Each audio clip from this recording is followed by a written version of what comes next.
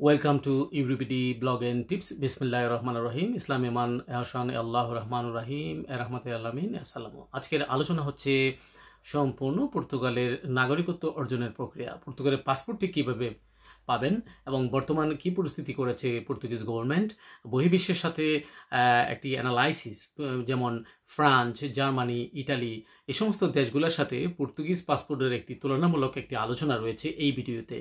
আর আপনারা জানতে পাবেন, প্রথমে আমি এটি খোলাসা করব যে পর্তুগিজ সরকার এই জুলাই 2025-এর প্রথম সপ্তাহে পর্তুগিজ রাষ্ট্রপতি এই কি বলেছেন।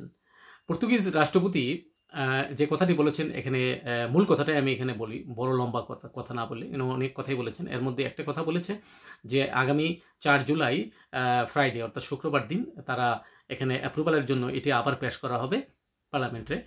সেটা যদি পার্লামেন্টের ভোটে বা পার্লামেন্টারিয়ান যে সবাই যদি একমত হয় তাহলে তো পাশ হয়ে গেল। আর যদি এখানে ভোটাভুটির মধ্যে মানে মেজরিটি ভোট না হয়, যত শতাংশ পাশ করার জন্য দরকার, তাহলে রাষ্ট্রপতি বলেছে আমরা এটা কনস্টিটিউশনাল কোর্টে পাঠাবো। কনস্টিটিউশনাল কোর্টে এই যদি সেটা অ্যাপ্রুভ হয়ে যায় according to the constitutional court decision, then সেটি বহাল করবে পর্তুগালের রাষ্ট্রপতি। পর্তুগালের রাষ্ট্রপতিকে আমি স্যালুট জানাই একটি সুন্দর একটি চিন্তাভাবনা এখানে দেওয়ার জন্য, ওনার মতামত প্রকাশ করার জন্য। কারণ যেহেতু এটি ওনার ব্যক্তিগত কোনো কিছু না, এটি একটি দেশের ভাবমূর্তির প্রশ্ন। উনি আগেও একটা ভিডিওতে আমি বলেছিলাম, উনি এই জন্যই দেশের ট্যালেন্টদের প্রতি আহ্বান জানিয়েছেন। আবার আমার অনেক সাবস্ক্রাইবার রয়েছে, ভিউয়ার্স রয়েছে, তারা হয়তো বা মনে করেছেন যে বহির্বিশ্বের ট্যালেন্টগুলোকে তারা কি ওয়েলকাম জানায় কিনা। সেটা হচ্ছে ভিন্ন পথ। সেটি একটি ভিন্ন মত ছিল যে হাইলি কোয়ালিফাইড স্কিল ক্যাটাগরিতে লোক পর্তুগালে আনবে, এরকম ঘোষণা দিয়েছে। তারা অলরেডি ভিসা দিচ্ছেও মানুষকে ওইরকম ক্যাটাগরিতে, বাট ভেরি লিমিটেড। ওইটা হচ্ছে আলাদা। বাট এই আমি যেটা বলছি সেটা হচ্ছে উনি একমাত্র এই ন্যাশনালিটি লয়ের ব্যাপারে উনি ট্যালেন্টদের আহ্বান জানিয়েছিলেন। তো যাই হোক, ইতিমধ্যে আমরা পর্তু ইউনিভার্সিটির একজন প্রফেসরের আর্টিকেল আমি পড়েছি, আমি নিজে, তিনিও একটা বিশদ অ্যানালাইসিস করে বলেছেন যে ইমিগ্রেন্ট ছাড়া অসম্ভব পর্তুগালের কন্ট্রিবিউশন এবং ইকোনমিক সিচুয়েশন ইমপ্রুভ করা, ধরে রাখা। আমরা এখন আলোচনায় চলে আসি। ইউরোপের পর্তুগিজ জাতীয়তা অর্জন করা সবচেয়ে কঠিন হয়ে উঠতেছে। Portuguese nationality becomes one of the most difficult to obtain in Europe. এবার আমরা আলোচনার মূল অংশে চলে আসি। পর্তুগাল ইউরোপিয়ান ইউনিয়ন মানদণ্ড থেকে সরে আসে, বসবাসের সময়কাল দ্বিগুণ হয়ে যাচ্ছে এরকমই ঘোষণা দিচ্ছে, এবং অভিবাসীদের সন্তানদের নাগরিকত্ব আর স্বয়ংক্রিয়ভাবে করা হবে না সেটি বলেছে। এবং বাকি ইউরোপের মানদণ্ডগুলি কি কি আমরা এই আলোচনায় দেখব। পর্তুগাল তো বটেই। জাতীয়তা আইন সংস্কারের জন্য এই সপ্তাহে মন্ত্রী পরিষদ কর্তৃক অনুমোদিত সরকারের প্রস্তাবগুলি বর্তমান শাসন ব্যবস্থা একটি উল্লেখযোগ্য পরিবর্তনের প্রতিনিধিত্ব করে, যা পর্তুগালকে প্রাকৃতিকরণ অর্থাৎ বাই ন্যাচুরালাইজেশনের যে ন্যাশনালিটি অর্জনের প্রসেস, এর মাধ্যমে নাগরিকত্ব অর্জনের জন্য সবচেয়ে কঠিন একটি ক্রাইটেরিয়া বা মানদণ্ড, যা সারা ইউরোপীয় দেশগুলোর মধ্যে স্থান করে দিতে চলেছে। এই প্রস্তাবটি, যা আগামী সপ্তাহে অর্থাৎ এই জুলাই 2025-এর প্রথম সপ্তাহে প্রজাতন্ত্রের পরিষদে বিতর্ক এবং ভোটাভুটি হবে 4 তারিখ জুলাইয়ের, তাতে পর্তুগিজ ভাষাভাষী দেশগুলি সিপিএলপি সম্প্রদায়ের নাগরিকদের বাদ দিয়ে যাদের জন্য 7 বছরের প্রয়োজনীয়তা প্রস্তাব করা হয়েছে, সিপিএলপি কান্ট্রিজের জন্য 7 বছর প্রস্তাব করা হয়েছে, তাদের জন্য বৈধভাবে বসবাসের ন্যূনতম সময় 5 বছর থেকে 10 বছর বৃদ্ধি করার বিধান রয়েছে। অর্থাৎ যারা তৃতীয় বিশ্বের নাগরিক, যারা সিপিএলপি কান্ট্রিজের নয়, তাদের জন্য আগে 5 বছর ছিল, সেটা 10 বছর ডাবল করার প্রস্তাব বা বিধান করেছে তারা। এই পরিবর্তনগুলি পর্তুগালকে ইউরোপীয় পাসপোর্ট, অন্যান্য দেশের পাসপোর্ট গড় থেকে অনেক দূরে সরিয়ে দিচ্ছে, যা প্রায় 5 থেকে 7 বছরের মধ্যে পরিবর্তিত হয় অন্যান্য দেশে। উদাহরণস্বরূপ ফ্রান্স, বেলজিয়াম, ফিনল্যান্ড, আয়ারল্যান্ড এবং সুইডেন ন্যূনতম 5 বছরের প্রয়োজনীয়তা বজায় রেখেছে এখন পর্যন্ত। অন্যদিকে জার্মানি সাম্প্রতিক সংস্কারের পরে 5 বছর বা এমনকি 3 বছর পরেও নাগরিকত্ব গ্রহণের অনুমতি দেয়। যদি এই শক্তিশালী এককরণের প্রদর্শন দেখা যায়। অন্যদিকে স্পেনের 10 বছরের প্রয়োজন, যদিও ল্যাতিন আমেরিকার দেশগুলির নাগরিকদের ক্ষেত্রে এই সময়কাল 2 কমিয়ে আনা হয়েছে। আরেকটি অত্যন্ত গুরুত্বপূর্ণ এবং সমস্যা, সেটা হচ্ছে ভাষা এবং সংস্কৃতির জ্ঞানের ক্ষেত্রে। আমরা জানি যে পর্তুগিজ প্রস্তাবটি একত্রীকরণের মানদণ্ডকে শক্তিশালী করার লক্ষ্যে কাজ করে, এমনকি একটি পরীক্ষা প্রবর্তনের ব্যবস্থা করে যা কেবলমাত্র A2 মৌলিক স্তরে ভাষা দক্ষতাতে নয়, অর্থাৎ আগে A2 লেভেল পর্তুগিজ ভাষা শিখলেই সেটি করা সম্ভবত পর্তুগালের পাসপোর্টের নাগরিকত্ব আবেদন করা যেত। আর এখন সেটি প্রজাতন্ত্রের সংস্কৃতির ইতিহাসও জানতে হবে, মৌলিক অধিকার সম্বন্ধে জানতে হবে, তারপরে এদেশের ভাষা লজ অ্যান্ড অর্ডার সম্বন্ধে জ্ঞান রাখতে হবে, তারপরে দেশের ভাবমূর্তি ক্ষুণ্ণ করে এমন কোনো ভায়োলেশন করা যাবে না। এই সমস্ত ক্রাইটেরিয়া রয়েছে, এখানে নির্দেশনা রয়েছে পর্তুগালের গভর্নমেন্টের পক্ষ থেকে। এই অভিযোজন পর্তুগালকে ফ্রান্স এবং জার্মানির মতো দেশগুলির অনুশীলনের কাছাকাছি নিয়ে আসে। সেখানে আরও গভীরভাবে জ্ঞানের প্রয়োজন হয়, যেমন ফরাসি ভাষায় প্রয়োজনীয়তার জন্য B1 মধ্যবর্তী এবং B2 উন্নত এর সমতুল্য হতে পারে। তারপর যেখানে জার্মানিতে B1 বাধ্যতামূলক, B1 করতেই হবে আপনার এই ন্যাশনালিটি আবেদনের জন্য, একটি পরীক্ষা দিয়ে এটা পাশ করতে হবে। তো তদ্রূপ স্পেনের একটি ভাষা পরীক্ষায় B1 এবং একটি সাংস্কৃতিক পরীক্ষার প্রয়োজন হয়, যা সাংবিধানিক এবং সামাজিক সাংস্কৃতিক জ্ঞান মূল্যায়ন করে যারা অ্যাপ্লিকেন্ট, আবেদন যিনি করবে তার। পরিবার পুনর্মিলন আরও কঠিন হয়ে উঠেছে এই পর্তুগালের নতুন আইনে। সেখানে কি বলা হয়েছে? প্রস্তাবগুলির আরেকটি বিতর্কিত বিষয় হলো পর্তুগিজ মাটিতে জন্মগ্রহণকারী শিশুদের ক্ষেত্রে প্রযোজ্য মানদণ্ড। বিদেশি পিতামাতার সন্তানরা স্বয়ংক্রিয়ভাবে জাতীয়তা অর্জন অর্থাৎ নাগরিকত্ব অর্জন করতে পারবে না বাচ্চাদের জন্য। কেবলমাত্র তখনই জাতীয়তা পেতে পারে যদি কমপক্ষে একজন পিতা মাতাকে কমপক্ষে 3 বছর ধরে দেশে আইনগতভাবে লিগেলি বসবাস করে থাকেন পর্তুগালে, এবং আনুষ্ঠানিকভাবে আপনি বাচ্চার মানে প্যারেন্টস হিসেবে আপনি বাচ্চার নাগরিকত্বের আবেদন করতে পারেন। তারপর এই ব্যাপারটি হচ্ছে যে এই পরিবর্তনটি অর্থাৎ ফ্রান্স বা ফরাসিদের মতো মডেলের বিপরীতে, যেখানে 18 বছর বয়সে জাতীয়তা স্বয়ংক্রিয়ভাবে অর্জন করা যেতে পারে। ফ্রান্সে একটা বাচ্চা যদি এমনিই বসবাস করতে পারে করে সেই দেশে, এবং তার যদি 18 বছর বয়স হয়ে যায়, তার জাতীয়তা ফ্রান্সের নাগরিকত্ব এমনি পাবে ফ্রান্সে, যদি এই যুবকটি কমপক্ষে 5 বছর ধরে ফ্রান্সে বসবাস করে থাকে। এটা আরেকটি শর্ত। জার্মানি বিদেশিদের সন্তানদের জন্মের সময় জাতীয়তা প্রদান করে যতক্ষণ না পিতামাতার অন্তত একজন 5 বছর ধরে সে দেশে আইনগতভাবে বসবাস করে, স্থায়ী বসবাসের অনুমতি পত্র ধারণ করে। সেটি জার্মানির কথা। স্পেনে এবং ইটালিতে এর ভূখণ্ডে যদি জন্মসূত্রে নাগরিকত্ব একাধিক শর্তের উপর নির্ভর করে, তবে খুব কমই স্বয়ংক্রিয়ভাবে করা হয়। আচ্ছা, এবার পারিবারিক পুনর্মিলন ব্যবস্থার মাধ্যমে জাতীয়তা অর্জনের ক্ষেত্রেও মানদণ্ডে যথেষ্ট জোরদার করা হয়েছে এই পর্তুগালের এই নতুন আইনে, যার ফলে সমালোচনা যারা করছেন তারা এই সরকারকে পরিবার থেকে পৃথক করতে চাওয়ার অভিযোগ করেছেন। তারা পরিবার থেকে মানুষকে পৃথক রাখতে চায়, এই ব্যাপারটি নিয়ে কথা বলছে। তারা কি পরিবারের সাথে থাকতে উদ্বুদ্ধ করতে চায় না? তারা ব্যাপারটা কি? নতুন নিয়ম অনুসারে এখন পারিবারিক পুনর্মিলনের যে অধিকার প্রয়োগের জন্য আবেদনকারীকে 2 বছরের বৈধ বসবাসের প্রয়োজন এই পর্তুগালে।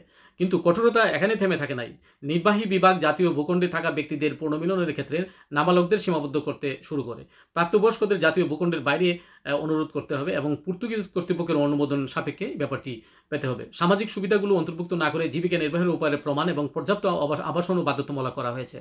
অর্থাৎ আপনি এখানে কম্পালসরি প্রতি মাসে আয় করতেছেন, সেখানে আপনার একটি থাকার বাসস্থানের ব্যবস্থা রয়েছে। ব্যাপারে যেমন আপনার এখানে একটু কন্ট্রাক্ট রয়েছে বা আপনার নিজের বাসা রয়েছে, ব্যাপারটি এরকম। নাবালকদের বাধ্যতামূলক শিক্ষায় অংশগ্রহণ করতে হবে। এখানে অবশ্যই যারা নাবালক 18 বছরের নিচে আছেন তারা অবশ্যই এখানে লেখাপড়া করতেছে, ব্যাপারটি এরকম। দোষী নাগরিকত্বদের প্রত্যাহার করা হবে, একটি অত্যন্ত গুরুত্বপূর্ণ একটি বিষয়। আপনি অলরেডি যথারীতি পর্তুগালের নাগরিকত্ব পেয়েছেন, আপনার পাসপোর্ট আছে, আপনাকে বহিষ্কার করে দিতে পারে পর্তুগালের নাগরিকত্ব থেকে। এই ব্যাপারটা অত্যন্ত গুরুতর। এখানে একটি দুটি কথা বলি, আপনার বিরুদ্ধে যদি ক্রিমিনাল অ্যাক্টিভিটি থাকে সেক্ষেত্রে এই নিরাপত্তার কারণে বা গুরুতর অপরাধ যদি আপনি করে থাকেন এই পর্তুগিজ জাতীয়তা, তখন এই প্রত্যাহারের সম্ভাবনা উজ্জ্বল হবে আপনার জন্য। পর্তুগিজ প্রস্তাবে নরহত্যা বা সন্ত্রাসবাদের মতো বিশেষভাবে গুরুতর অপরাধ যদি আপনি করেন, তাহলে বাই ন্যাচুরালাইজেশনের যে আপনি নাগরিকত্ব পেয়েছিলেন সেটি প্রত্যাহার করতে হবে। এই ব্যবস্থা বেশ কয়েকটি ইউরোপিয়ান দেশেও সমান্তরালভাবে পাওয়া যায়, যেমন ফ্রান্স, জার্মানি, স্পেনে জাতীয় নিরাপত্তা হুমকির জন্য এমন কোনো কিছু যদি হয়ে থাকে তাহলে আপনার নাগরিকত্ব এটি ক্যান্সেল করে নেবে তারা। বিশেষ করে যখন ব্যক্তিরা দ্বৈত জাতীয়তা বজায় রাখে, তাহলে আপনার যেমন ওইসব দেশে যেমন পর্তুগালেও করতে পারে, ফ্রান্স, জার্মানি, স্পেনে আপনার নাগরিকত্বটি বাতিল করে দিতে পারে।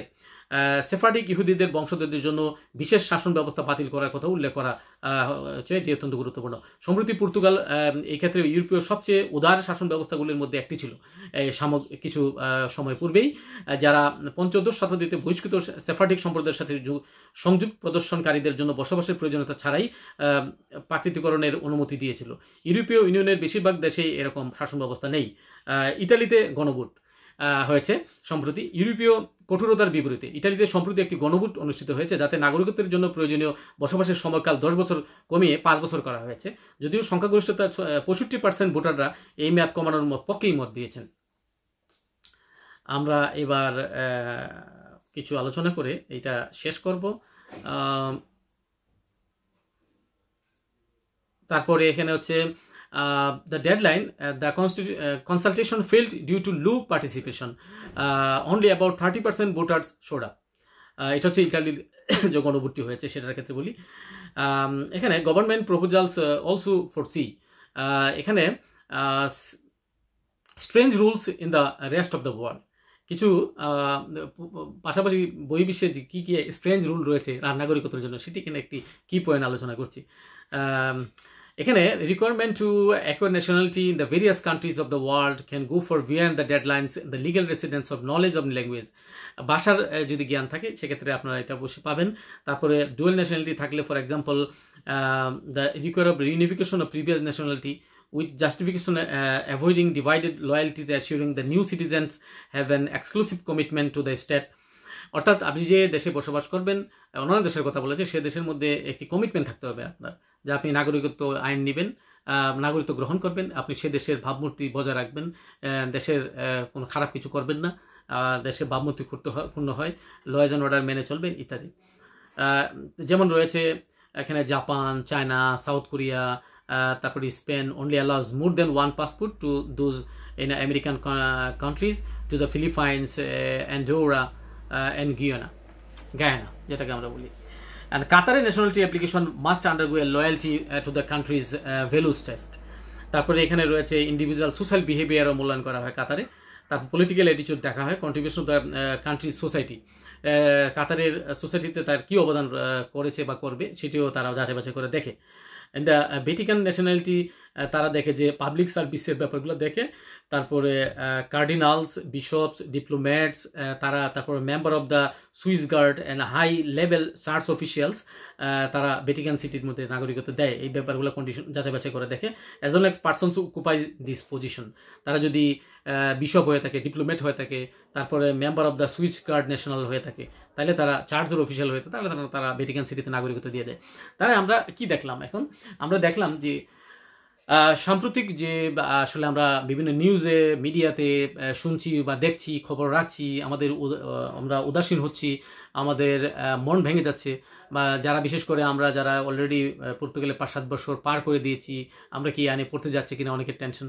যারা অলরেডি আবেদন করে ফেলেছেন তাদের হতাশার কোনো কারণ নেই। আমরা বিভিন্ন লয়ারের মতামত দিয়ে, আর্টিকেলের মতামত দিয়ে ইতিমধ্যে আমরা বলেছি, এই ব্লগে বলেছি, ভিডিওতে বলেছি, বিভিন্ন আর্টিকেলও আপনারা দেখেছেন। কিন্তু আজকের এই আলোচনা ছিল অত্যন্ত গুরুত্বপূর্ণ, পর্তুগালের পাসপোর্ট নিয়ে কি হতে চলেছে। আমি শেষ এটাই বলছি যে পর্তুগালের রাষ্ট্রপতি যেহেতু এই কথা বলেছেন, যদি পার্লামেন্টে সেটি ডিসিশন না হয়, যেমন পিএস বলেছে, পর্তুগালের বামপন্থী যারা, তারা বলেছে তারা এই ভোটে অংশগ্রহণ করবে না, তাইলে আপনারা এক সাইড বাদ গেল। এখন খালি শুধু অ্যালিয়েন্স পার্টি, পর্তুগালের গভর্নমেন্ট এবং তাদের সেগা, এখন তারা তো এর পক্ষেই দেবে ভোট, ঠিক আছে, বিপক্ষে আর এখানে রইল না। সুতরাং এই যদি সিচুয়েশন হয়, তাহলে পর্তুগালের রাষ্ট্রপতি বলেছেন যে কনস্টিটিউশনাল কোর্টে এর ডিসিশন করা হবে। তাহলে এখানে আমরা নিশ্চয়ই এখানে আমরা পক্ষপাতিত্ব, ডিসক্রিমিনেশন হয় এমন কিছু আমরা দেখব না, এটাই আশাবাদ করি। যারা আলোচনার প্রথম থেকে শেষ পর্যন্ত শুনলেন, দেখলেন, ভালো থাকবেন, সুস্থ থাকবেন, এই চ্যানেলে সাবস্ক্রাইব করে পাশে থাকবেন। আল্লাহ হাফিজ, আসসালামু আলাইকুম।